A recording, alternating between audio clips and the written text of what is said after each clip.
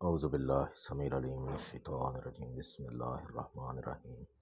درس قرآن کا آغاز سورہ ہود کی آیت نمبر 110 سے ہو رہا ہے۔ اللہ تعالیٰ فرماتے ہیں وَلَقَدْ آتَيْنَا مُوسَى الْكِتَابَ، اور تحقیق ہم نے موسیٰ علیہ السلام کو کتاب عطا کی، فَاخْتُلِفَ فِیہ، تو ان لوگوں نے اس میں اختلاف پیدا کر لیا، وَلَوْلَا کَلِمَةٌ سَبَقَتْ مِن رَبِّکَ، اور اگر تیرے رب کا ایک حکم پہلے سے موجود نہ ہوتا، لَقُضِیَ بَینَہُم، تو ان کے درمیان فیصلہ کر دیا جاتا، وَإِنَّهُمْ لَفِی شَکٍّ مِّنْہُ مُریب، اور وہ اس میں بڑے شک میں پڑے ہوئے ہیں، وَإِنَّ كُلًّا لَمَّا لَیُوَفِّیَنَّهُمْ رَبُّکَ أَعْمَالَهُمْ، اور تمہارا پروردگار ان سب کو ان کے اعمال کا پورا پورا بدلہ دے گا، اِنَّهُ بِمَا يَعْمَلُونَ خبیر، بے شک جو یہ عمل کرتے ہیں وہ ان سے پورا پورا باخبر ہے۔ فَاسْتَقِمْ كَمَا أُمِرْتَ، تو بس آپ ثابت قدم رہیں جس طرح کہ آپ کو حکم دیا گیا ہے، وَمَنْ تَابَ مَعَكَ، اور وہ بھی ثابت قدم رہیں جو آپ کے ساتھ ہیں اور جو تائب ہو کر نیک اعمال کر رہے ہیں، وَلَا تَطْغَوْا، اور ہرگز حد سے تجاوز نہ کیجیے، اِنَّهُ بِمَا تَعْمَلُونَ بَصِیر، بے شک جو تم عمل کرتے ہو اللہ وہ سب دیکھ رہا ہے۔ وَلَا تَرْكَنُوا إِلَى الَّذِينَ ظَلَمُوا، اور ظالم لوگوں کی طرف بالکل مائل نہ ہو جانا، فَتَمَسَّكُمُ النَّارُ، ایسا کرو گے تو تم دوزخ کی آگ تمہیں لپیٹ لے گی، وَمَا لَكُم مِّن دُونِ اللَّهِ مِنْ أَوْلِيَاءَ، اور اللہ کے علاوہ تمہارا کوئی مددگار نہ ہوگا، ثُمَّ لَا تُنصَرُونَ، اور نہ کہیں سے تمہیں مدد ملے گی۔ وَأَقِمِ الصَّلَاةَ طَرَفَیِ النَّہَارِ وَزُلَفًا مِّنَ اللَّیْلِ، اور دن کے دونوں کناروں پر نماز کی پابندی کرو، اور رات کے اوقات میں بھی، یہ جیسا کہ قرآن کریم میں بے شمار مقامات پر نماز کے اوقات بیان کیے ہیں۔ اللہ نے کہا ہے کہ نماز ہم نے اب ان کے مقررہ اوقات پر فرض کر دی ہے، تو یہاں پہ کچھ اوقات ہیں، اسی طرح دیگر مقامات پر بھی کچھ اوقات ہیں، تو یہ قرآن کریم نے پورے 5 اوقات بیان کیے ہیں اور ان کی پابندی کی تلقین کی ہے، اور پھر بتایا ہے ان الحسنات یذہبن السیئات، کہ یہ نیکیاں جو ہیں وہ ختم کر دیتی ہیں برائیوں کو، یعنی نماز اللہ سے تعلق قائم کرتی ہے، اللہ سے جوڑتی ہے، تو جیسے جیسے یہ تعلق مضبوط ہوگا تو ویسے ہی انسان کی نیکیاں بڑھتی جائیں گی اور اس کی برائیاں ختم ہوتی جائیں گی۔ ذالک ذکریٰ للذاکرین، تو یہ نصیحت ان کے لیے ہے جو نصیحت قبول کرنے والے ہیں۔ وَاصْبِرْ فَإِنَّ اللَّهَ لَا يُضِيعُ أَجْرَ الْمُحْسِنِينَ، اور آپ صبر کریں، بے شک اللہ تعالیٰ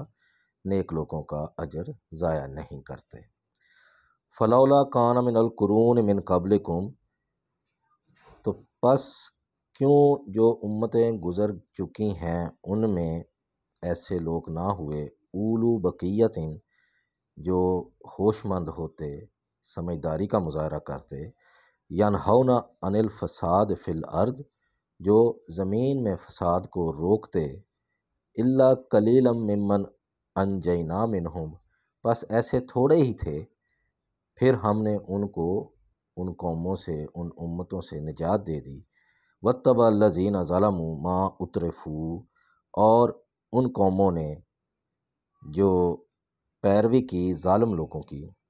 جو کہ عیش و عشرت کی زندگی گزارتے تھے، فی ہی اس دنیا میں، وقانو مجرمین، اور مجرم تھے، یعنی کہ ان اقوام نے اپنے سمجھدار لوگوں کی بات ہرگز نہیں مانی اور ظالم لوگوں کا ساتھ دیا اور انہی کی طرح کی عیاشی کی زندگی کو ترجیح دی۔ وما کان ربک لیہلک القری بظلم واہلھا مصلحون، اور ایسا ہرگز نہیں ہوتا کہ اللہ تعالیٰ کسی قوم کو برباد کر دے، ہلاک کر دے، اور حالانکہ اس کے رہنے والے نیک عمل کرنے والے ہوں، صالح لوگ ہوں۔ وَلَوْ شَاءَ رَبُّكَ لَجَعَلَ النَّاسَ أُمَّةً وَاحِدَةً، اور اگر اللہ چاہتا تو جبری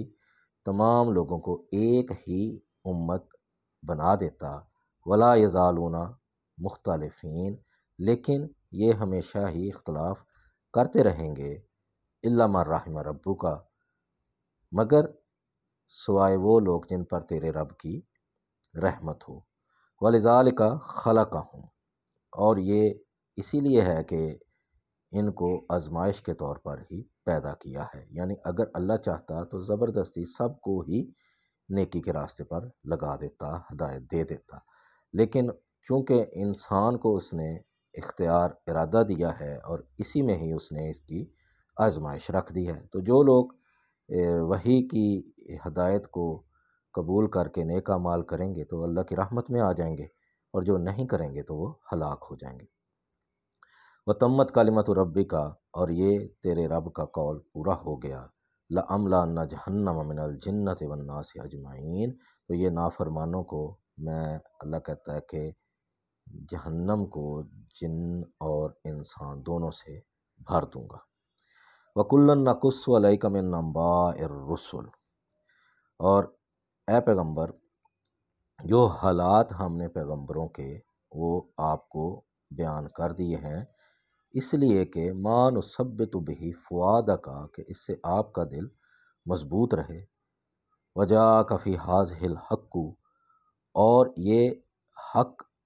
آپ کے پاس پہنچ چکا، وموعظۃ، نصیحت بھی پہنچ چکی، وذکریٰ للمؤمنین، اور یہ نصیحت ہے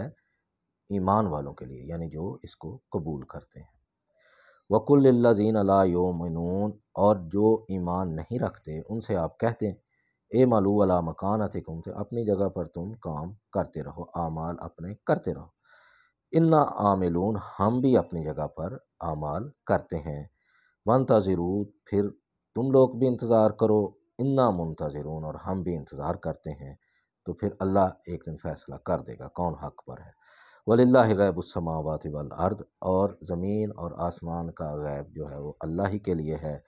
یعنی جتنی بھی چیزیں ہیں ان کا علم اللہ ہی کے پاس ہے۔ وَإِلَيْهِ يُرْجَعُ الْأَمْرُ كُلُّهُ، ہر ایک کام کا جو ہے وہ اسی کی طرف رجوع ہے، فَاعْبُدْهُ، بس اسی کی ہی عبادت کریں، وَتَوَكَّلْ عَلَيْهِ، اللہ ہی پر بھروسہ رکھیں، وَمَا رَبُّكَ بِغَافِلٍ عَمَّا تَعْمَلُونَ، اور جو تم اعمال کرتے ہو اللہ ہرگز اس سے غافل نہیں ہے۔ تو یہ ہمارے سورہ ہود جو ہے اس کا اختتام ہو گیا، آئندہ سے ہم سورہ یوسف کا آغاز کریں گے۔ تو یہ قرآن عقائد کی اصلاح کرتا ہے، قرآن ہدایت ہے، اللہ نے کہا اس میں رحمت ہے، اس میں شفا ہے، اس کی روزانہ تلاوت کو معمول بنائیں اور اس کو سمجھ کر پڑھیں، تاکہ ہمیں پتہ چلے کہ اللہ نے ہمیں ہدایت دینے کے لیے کیا فرمایا۔ اللہ سے دعا ہے ہمیں اس سے قرآن سمجھنے کی اور اس پر عمل کی توفیق عطا فرمائے۔